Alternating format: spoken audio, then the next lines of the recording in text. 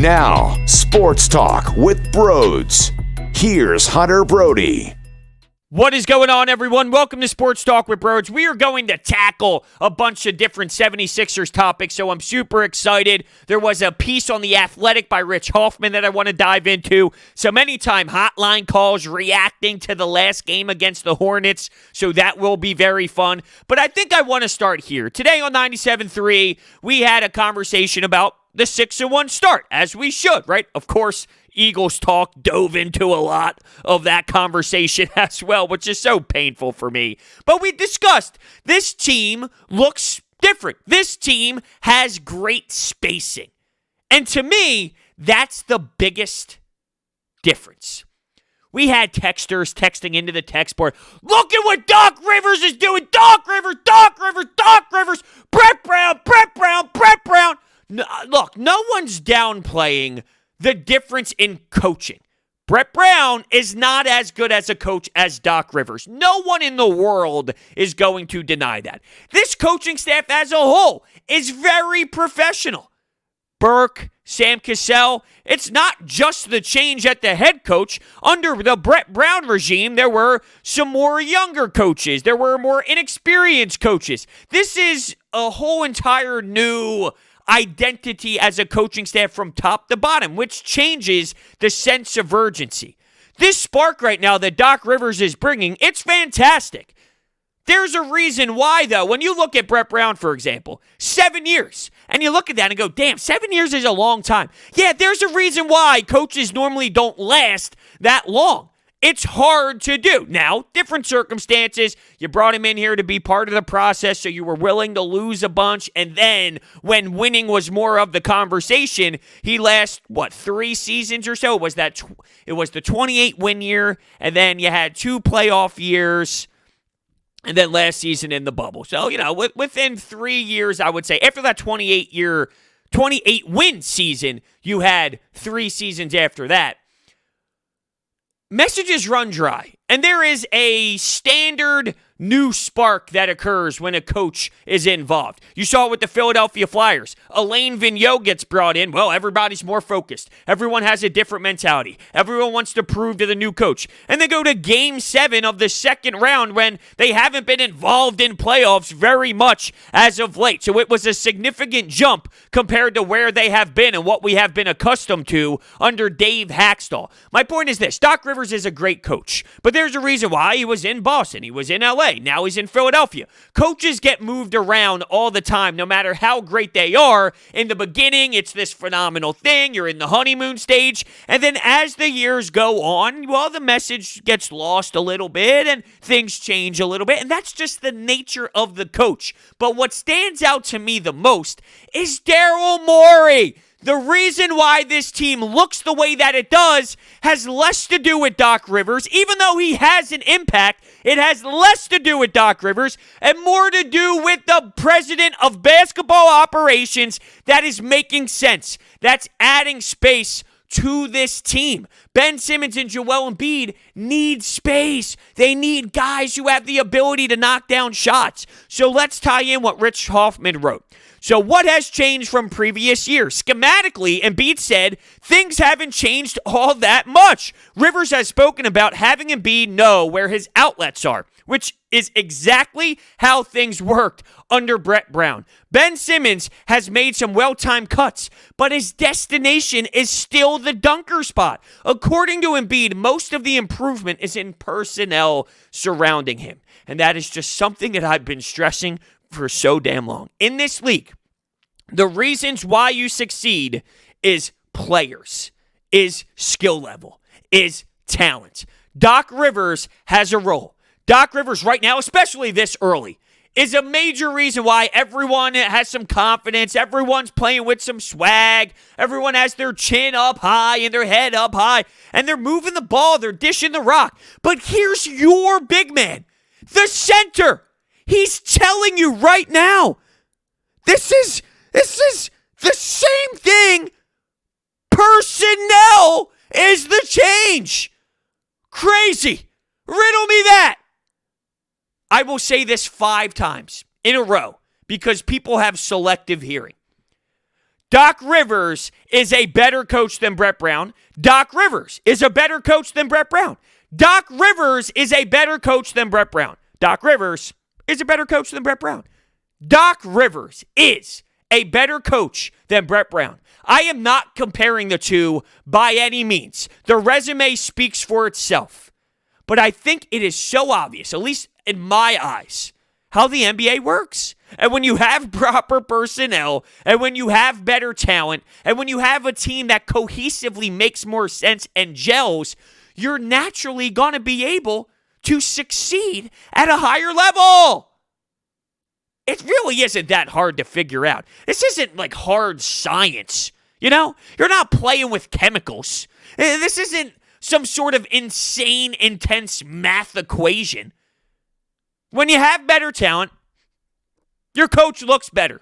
Nick Nurse right now, you know, they lost Kawhi Leonard, and people still praised him for what he did. And okay, they did a nice job. Well, now you lose Kawhi Leonard, you lose some of the big man. They're 1-5 to start the season. To keep it 100, the Sixers are 6-1, and I'm still not ready to buy in because it's a small sample size. So I'm not going to tell you that Nick Nurse at 1-5 is a huge sample size, but that man is getting ripped. That man is getting destroyed. Coming off of a couple years ago where he was named elite. What changed? Oh, personnel. Huh. Crazy. How that can make one man look so bad compared to looking so elite. Head coaches have a role. I love that Doc Rivers is here. I appreciate that Doc Rivers is here. Doc Rivers and his fingerprints and his message, his delivery, his presence is the reason why they're 6-1. For sure. Absolutely. It plays a part in it. The number one reason why this team looks the way that they do this early is because of Daryl Morey. When you have ownership pulling all the strings, you're going to fail. You had non-basketball people making all the basketball decisions. I was screaming from the mountaintops. You won't succeed until that changes. And here you go.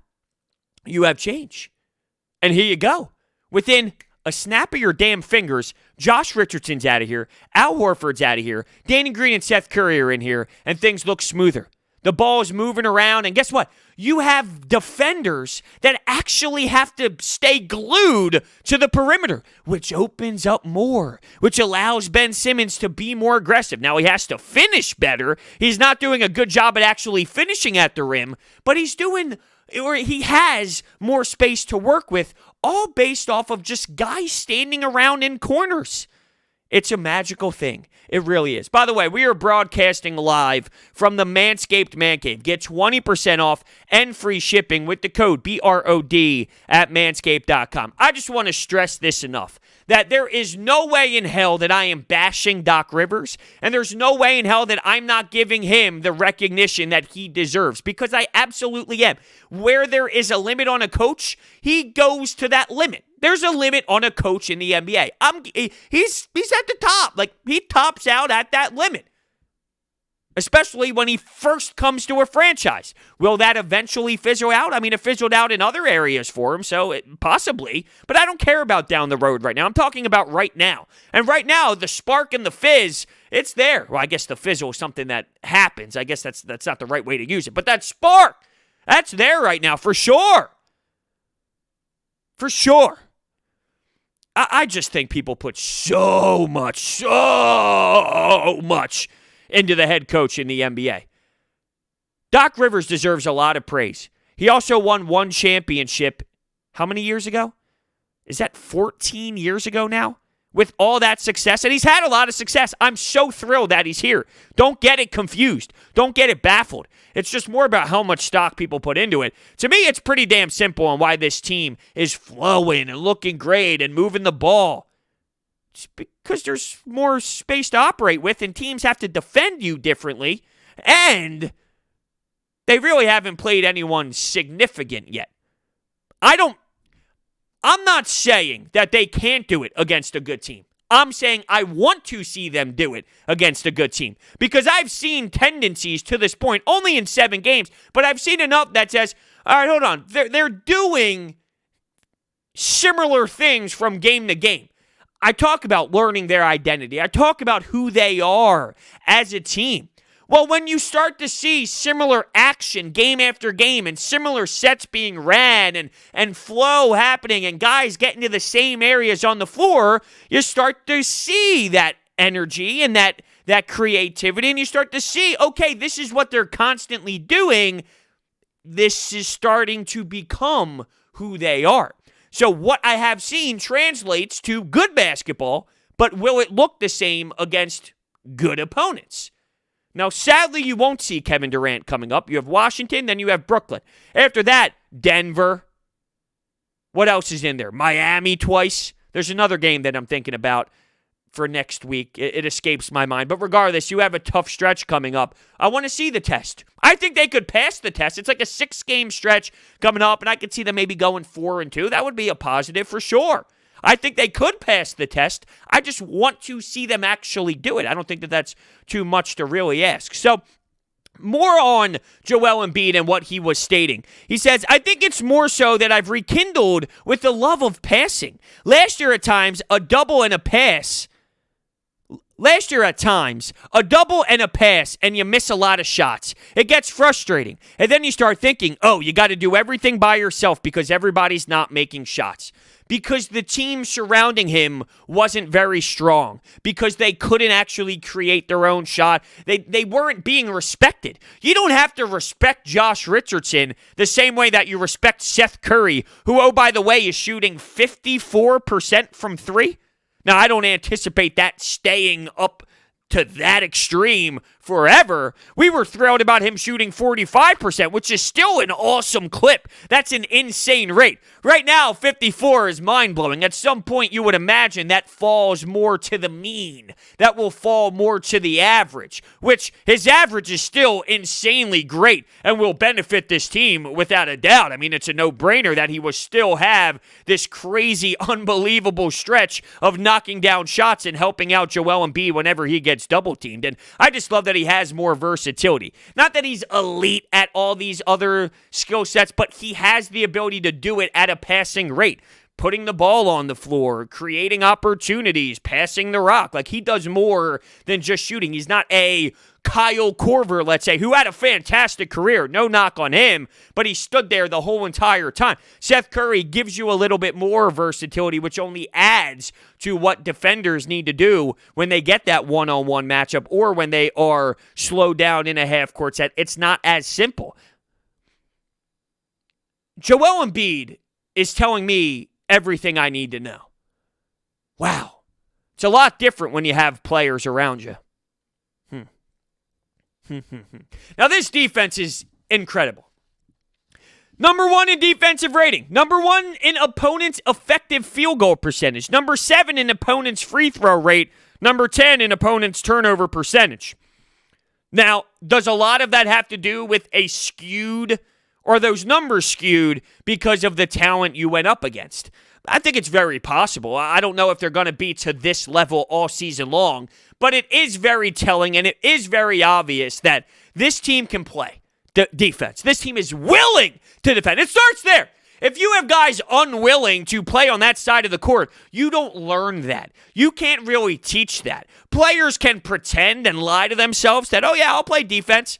But it doesn't really work that way unless you have the motor of Embiid and Ben Simmons and some of these other guys. If you don't have that mindset and that will to really dive deep down inside and give it everything you have on that side of the floor. Look at Marcus Smart, for example. You're born with that. You either have it or you don't have it. There's a lot of guys on this team that have it, and then there's the fringe guys, and those fringe guys are swayed based off of how the others are. There are guys that do have it, but they don't fully have it. But if everyone around them is fully bought in, they transition into that side. They can go either way. They're on the fence, and it's determined by what the surrounding pieces do and the culture. And there's no doubt about it that defending is something that Doc Rivers has stressed, and they are absolutely going to do it. Now, looking at it objectively, Ben Simmons is willing to defend no matter who is telling him to. That is one of his best skill sets. It's either facilitating passing the basketball or it's defending. I don't care if I'm the damn coach. Ben Simmons is going to give you 180% on that side of the floor regardless. but it is very important that they are willing to do it. And once again, I'm not saying they can't defend a Kevin Durant. They can't defend some of these other guys. I would love to see them with this new look go up against a Giannis. How is Giannis going to be fenced off, shelled off, sort of like what Ben Simmons was when the Boston Celtics played him in the postseason a couple years ago? Dwight Howard is a big part of their defense. His energy as a whole changes this. His professionalism is outrageous. We heard him speak to the media about his role and him committing to this. He's taken it to an extreme. He's taken it to a level that I didn't even think he could get to. What he does post-game, I mean, I know we all bring it up, and it's a constant theme. I don't think we're doing it enough justice. Seriously. And that's saying a lot because we are giving it justice. I don't think we're doing it enough. It's that powerful. All these young guys. You know, it's not so much even Ben Simmons, Joel Embiid going out there and shooting with him after the game. It's not them. It's these deeper bench guys, young guys, as if he's showing them the rope. You want to play? You're not playing. Do you want to play? Come out here. You got to work. You got to put in the grind. Does Ben and Joel need to do that too to make that type of statement? Not necessarily. Doesn't have to be literally every guy. At what point is the line going to be drawn? You're going to stay there till 3 a.m. and shoot with every single guy because nobody wants to be the first one to leave the court? It's somehow 6 a.m. and they're still putting up shots because nobody wants to leave? No, I mean, the line is drawn at some point. But Dwight Howard, and I brought him up because I wanted to talk about what he does defensively, he gives you that protection around the rim. This entire team, big man-wise, and that would be two people, so I don't know why I explained it like that, but Joel Embiid and Dwight Howard, it's insane. Per cleaning the glass, teams have shot 54.6% around the rim against the Sixers. That's tied with the Cleveland Cavaliers for the best mark in the league. The Sixers aren't fouling at an insane rate either. One more stat. Per cleaning the glass, opponents are scoring 95.8 points per 100 possessions against the Sixers when Embiid is on the floor. Now, it's early, and they haven't really gone up against anyone that has a big man that can somewhat hang. Are there big men that can truly hang with Embiid? You're going to say no. But there are guys that have better chances. Jokic and Anthony Davis. Like, there's guys that are bigger men in this league that bang, that can play, that are at a high level in this league that would give Joel Embiid a tougher time. Hell, sometimes it's not even those lethal weapons. It's a veteran old man like Marc Gasol who becomes his father. So everyone has that weird matchup. Everyone has that odd guy that seems to shut them down. Well, for Joel Embiid, somehow it was Marc Gasol for a couple of seasons, and I think you see him mature. I think you see him build with his body, work in the offseason. He takes that and he applies it to what he does each offseason when there's no games, and that's how you grow in this league. I've also been stressing that these players will go through pain, they will go through losses, they will face adversity, they will apply it to their game, and they will continue to take steps as the years go on. You are seeing a different version of Ben and Joel. People look back at 2 years ago. Oh, well, if Doc Rivers was the coach 2 years ago with that team, you have a different version of Ben and Joel. Michael Jordan wasn't Michael Jordan the moment he stepped in the league. Do we have to go through all the pain and suffering, losing to the bad boy Pistons year in and year out, suffering and brutal losses and hard, painful moments in the postseason? Like, that's all part of the... That just flowed. I didn't even mean to do it, but that's all part of the process as a professional athlete, specifically in the NBA. And you're seeing Joel Embiid take that step. Joel, to this point, looks the best we have ever seen him. And I think a lot of that has to do with his age, his maturity, his knowledge, his experience, his film study, his practice habits, his working out habits, his eating habits, all of it. You think he's still eating 10 billion milkshakes a day and 5,000 Chick-fil-A milkshakes? No, because he learned. It's one big timeline that takes time. It just doesn't happen with the snap of your fingers. You know, I know people want it to, but it's not how it works. All right. I want to tell you about my friends at DraftKings. Playoffs! You want to talk about playoffs? Yes, that's right. Football playoffs start this weekend, and there's no better place to get in on all the action than with DraftKings Sportsbook, America's top-rated sportsbook app. If you haven't checked out the app yet, there's no better time to sign up and start cashing in. DraftKings Sportsbook is giving all new players a deposit bonus up to $1,000 when signing up using promo code Brodes. DraftKings Sportsbook has endless ways for you to bet, from live betting to betting on your favorite players. They do it all. Check out the DraftKings Sportsbook app every day this week to cash in on all of their daily odds boosts. New boosts are posted every single day for all of the biggest sporting events. Download the top-rated DraftKings Sportsbook app now and use promo code Brodes when you sign up and get up to $1,000. That's code Brodes to get a deposit bonus up to $1,000 for a limited time only at DraftKings Sportsbook. Must be 21 or older. Pennsylvania only, in partnership with Meadows Racetrack and Casino. Bonus comprised of a first deposit bonus. Deposit bonus requires 25 times playthrough. Restrictions apply. See DraftKings.com/sportsbook for details. Gambling problem? Call 1-800-GAMBLER. All right, let's take some anytime hotline calls. You called in. You reacted to this Hornets series, the second game specifically. I want to hear from the people. This is obviously a great win to win 2 games in a row against the same team, something that the Sixers have struggled with in years past. Do you think the addition of bringing in Doc Rivers might be the reason why we were able to win these 2 games in a row?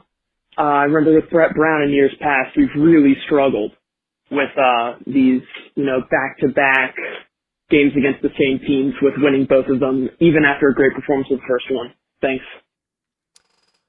I'm a little confused because this season is a little weird because of the 2-game series. This isn't a common thing. You don't normally see a lot of teams in 2 games in a row. So nothing stands out to me where the 76ers couldn't beat the same team twice when they had 2 games in a row. This is something that's happening due to COVID-19 and things of that nature. Has it happened before? I mean, I'm sure it has, but it's not very common throughout the schedule. So if you're saying, does Doc Rivers have an impact on these wins? I mean, I'm trying to feel it out a little bit. I'm trying to pull it out and milk it out for maybe what you were trying to go for.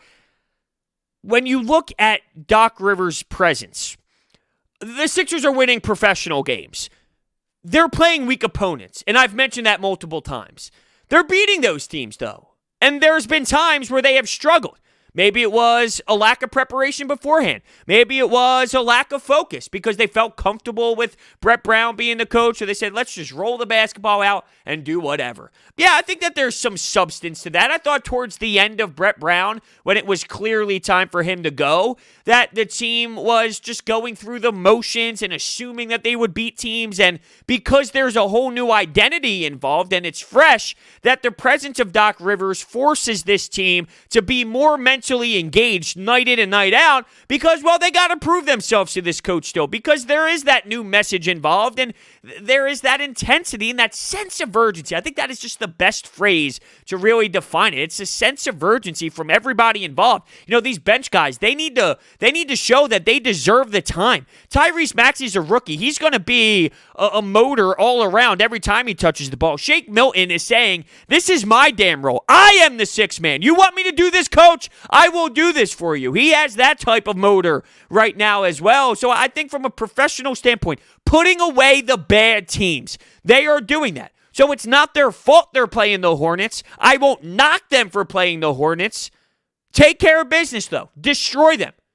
Well, they've done that for the most part in this early going. It's professional wins. I acknowledge that. Wow, man. Being a Sixers fan is just amazing right now, dude.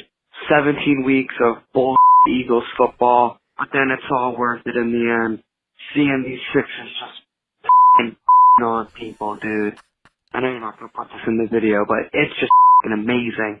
It is just great watching these dudes. Everyone's touching ball, everyone's involved, everyone's scoring points, everyone's getting assists. It's great.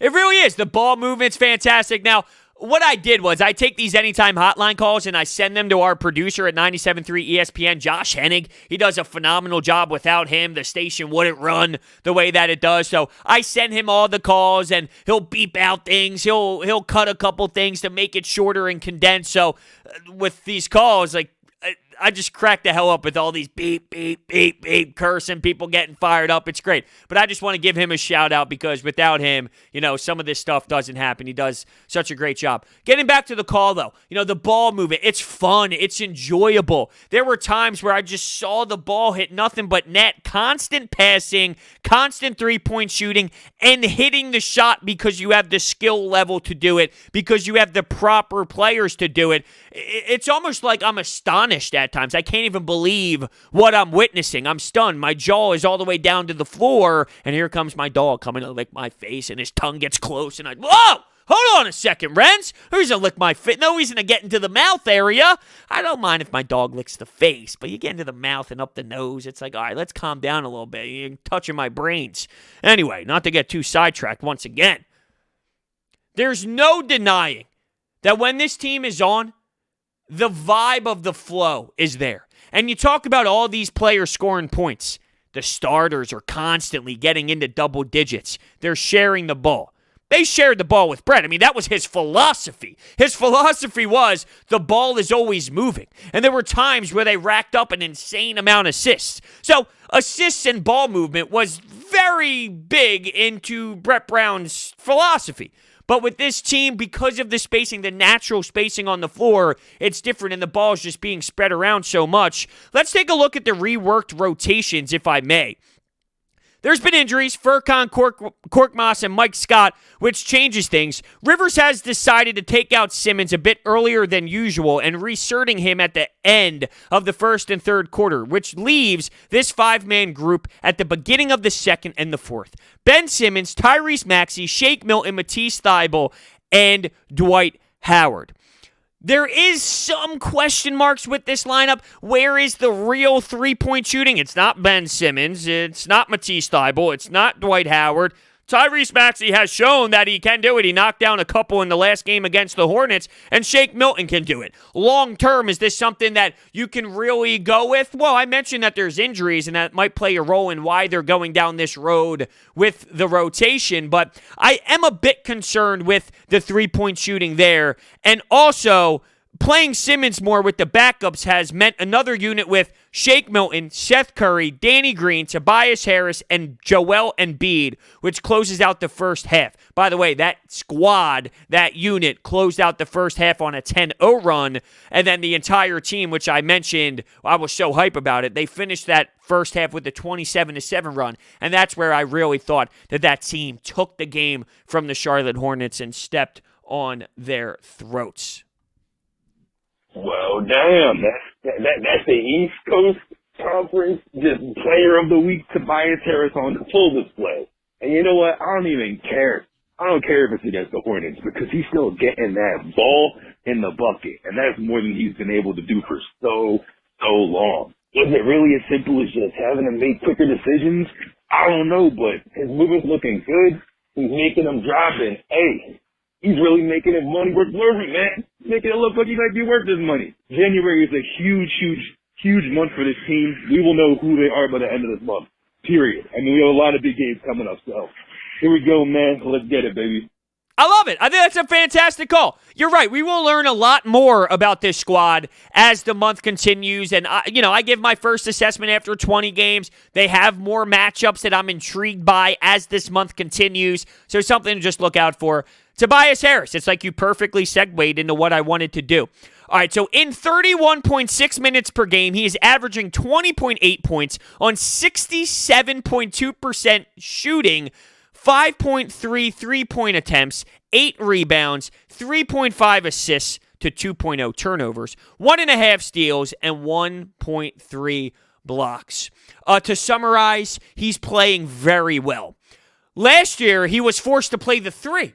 Because the roster was horrendous. Al Horford had to play the 4. I didn't like him at the 3.